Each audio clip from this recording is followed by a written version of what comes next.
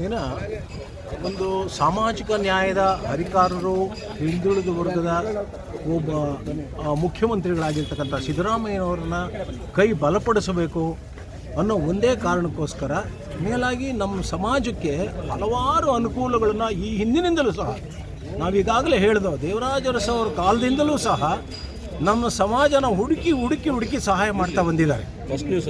ಆ ಒಂದು ಕಾರಣಕ್ಕೋಸ್ಕರ ಮೇಲಾಗಿ ಕಳೆದ ಬಾರಿ PR ರಮೇಶ್ ಅವ್ರನ್ನ ಮೇಯರ್ ಮಾಡಿದ್ರು. ಮೇಯರ್ ಆಗಿದ್ದಾದಮೇಲೆ ವಿಧಾನ ಪರಿಷತ್ ಸದಸ್ಯರನ್ನು ಮಾಡಿದ್ರು.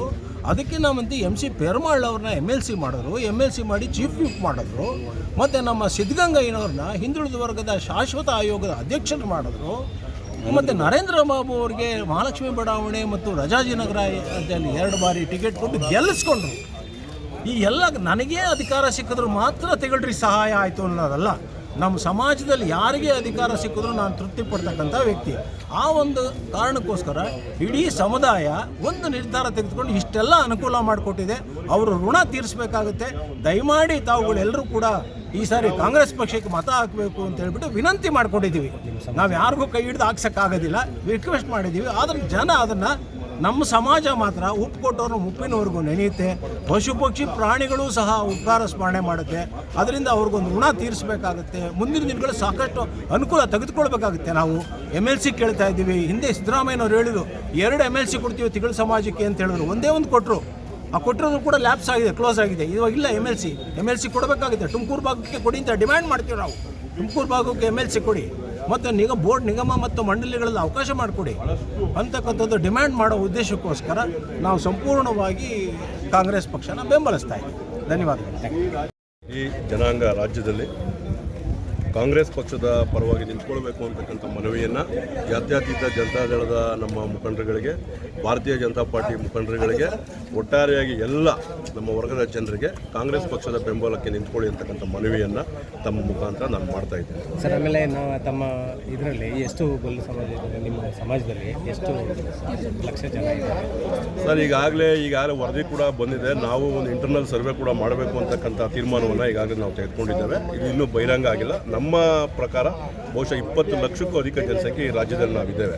ಈ ಸರ್ಕಾರದಿಂದ ತಮ್ಮ ಜನಾಂಗಕ್ಕೆ ಯಾವ್ಯಾವ ಹುದ್ದೆಯಲ್ಲಿ ಅವಕಾಶ ಕೊಟ್ಟಿದ್ದಾರೆ, ಯಾಕೆ ಕಾಂಗ್ರೆಸ್ ಪಕ್ಷಕ್ಕೆ ನೀವು ಬೆಂಬಲ ಕೊಟ್ಟಿದ್ದೀರಿ? ಸರ್, ಈಗ ನಾನು ಅಲ್ಲಿ ಮೇಲ್ಗಡೆ ಮಾತನಾಡಬೇಕಾದ್ರೆ ಕೂಡ ನಾನು ಹೇಳಿದೆ, ಹಿಂದೆ ಮುದ್ದರಾಮಯ್ಯನವರಿಗೆ ಶಾಸಕರನ್ನಾಗಿ ಶಕ್ತಿ ಕೊಟ್ಟಿದ್ದಿರ್ಬೋದು. ಮತ್ತು ಇನ್ನೊಬ್ಬರು ಮಹಾಲಕ್ಷ್ಮಿ ಲೇಔಟ್ ಅವ್ರಿಗೆ ಶಾಸಕರನ್ನಾಗಿ 2004ರಲ್ಲಿ 8ರಲ್ಲಿ ಮನೆ ಕಾಂಗ್ರೆಸ್ ಪಕ್ಷದ ಅಧ್ಯಕ್ಷರು DK ಶಿವಕುಮಾರ್ ಅವರು. ಅವತ್ತು ವಿಶೇಷ ಏನಪ್ಪ ಅಂತ ಹೇಳಿದರೆ, ಕನಕಪುರದಲ್ಲಿ ನಾವೇನಿದ್ದೇವೆ ನಮ್ಮ ಸಮಾಜದವರು 99.9 DK ಶಿವಕುಮಾರ್ ಅವರನ್ನ ನಾವು ಬೆಂಬಲಿಸ್ಕೊಂಡು ಬರ್ತಾ ಇದ್ದೇವೆ. ಬಹುಶಃ ಅದೊಂದೇ ಉದ್ದೇಶ. ಅವರು ಅವತ್ತಿನ ಸಂದರ್ಭದಲ್ಲಿ ಜನ ನಂಬಿದರೆ ಕೈ ಬಿಡಲ್ಲ ಅಂತಕ್ಕಂಥ ಉದ್ದೇಶವನ್ನು ಇಟ್ಕೊಂಡು ರಾಜ್ಯದಲ್ಲಿ ತೀಳ ಜನಾಂಗಕ್ಕೂ ಕೂಡ ಶಕ್ತಿ ಕೊಡಬೇಕಾದಂಥದ್ದು ನನ್ನ ಜವಾಬ್ದಾರಿ ಅಂತೇಳಿ ತೀರ್ಮಾನವನ್ನು ತೆಗೆದುಕೊಂಡು ಅವತ್ತು 2004ರಲ್ಲಿ ಶಾಸಕರ ಒಂದು ಸ್ಥಾನವನ್ನು ಆಗಲಿಕ್ಕೆ ಕಾರಣಕರ್ತರು DK ಶಿವಕುಮಾರ್.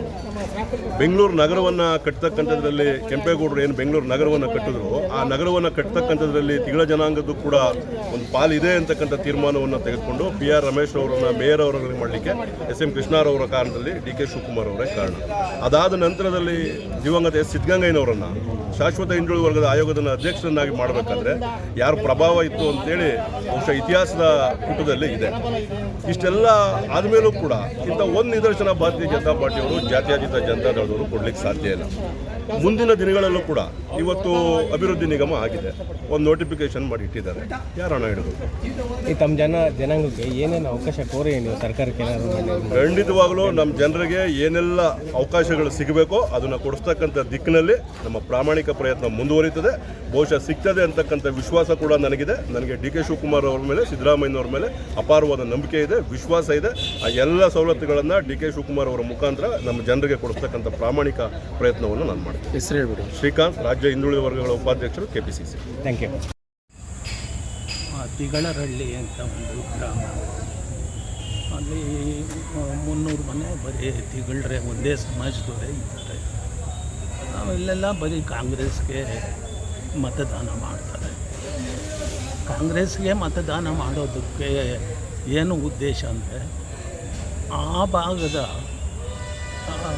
ಶಾಸಕರು KN ರಾಜಣ್ಣನವರು ಜನಪರ ಕಾರ್ಯಕ್ರಮಗಳು ಬಡವರ ಮೇಲೆ ಇಟ್ಟಿರೋ ಒಂದು ಅಭಿಮಾನಕ್ಕೆ ಬಡವ್ರ ಕೆಲಸ ಅಂತಂದ್ರೆ ಆ ನಡುಕಟ್ಟಿ ನಿಂತು ಮಾಡ್ತಾರೆ.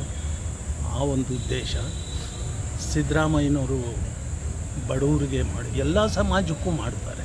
ಬರೀ ನನ್ನ ಸಮಾಜದ್ದು ನಾನು ಹೇಳೋದಲ್ಲ, ಎಲ್ಲ ಸಮಾಜದಲ್ಲಿ ಬಡವರು ಯಾರ್ಯಾರು ಅವರು ಎಲ್ರಿಗೂ ಅನುಕೂಲ ಮಾಡೋಂಥ ಒಂದು ಕಾಳಜಿ ಅವ್ರಿಗಿರೋದ್ರಿಂದ ನಾವು ಕಾಂಗ್ರೆಸ್ಗೆ ಸಪೋರ್ಟ್ ಮಾಡ್ತೀವಿ. ನಿಮ್ಮ ಹೆಸರು? ನಾರಾಯಣಪ್ಪ. ಏನಾಗಿದ್ದೀರಿ ನೀವು? ನಾನು ರಿಟೈರ್ಡ್ ಸೆಕ್ರೆಟರಿ BSSN. ಯಾವ ಊರವ್ರು ಸರ್? ನಾನು ಕೊರಟಗೆರೆ ಕಸ್ಬಾದಲ್ಲಿ ಕೆಲಸ ಮಾಡ್ತಾಯಿದ್ದೆ. ಓಕೆ. ನಮ್ಮ ನೇಟಿವು ತಿಗಳರಹಳ್ಳಿ, ಮಧುಗಿರಿ ತಾಲೂಕು.